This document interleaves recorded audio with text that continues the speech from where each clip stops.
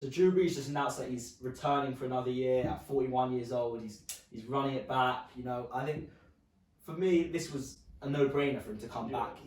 He got hurt obviously last year, but in the games he played, he still produced a very, very high level, 116 quarterback rating, 74.3% completion rating, only 4 interceptions. He was still producing as one of the best quarterbacks in the league. And listen, his rapport with Michael Thomas is unbelievable. We all want to see that for another year, see how well they can do. And again, we talk about this amazing wide receiver draft class. It seems like everyone's going to be digging into it. And I think the same with the Saints, that just to get an alternative to Michael Thomas, and I think they're going to be up there with the best teams in NFC again.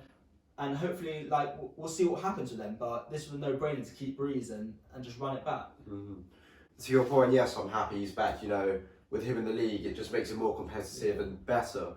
But I want to see them have more weapons, like you said.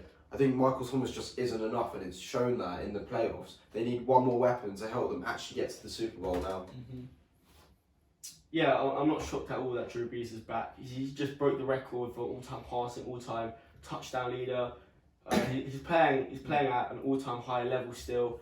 I think he just wants to come back and rewrite that story and create the fairy tale ending that Nation deserves, and he wants as well, because the last 3 years in the playoffs have been a disappointment. And they've got one of the, they can add players, every team can add players, but they have one of the most talented rosters in the NFL, and they'll be back there sniffing around the playoffs again. So they just got to make sure that, and Brees got to make sure that he performs. I feel like in the playoffs as well, a lot of it has been on him.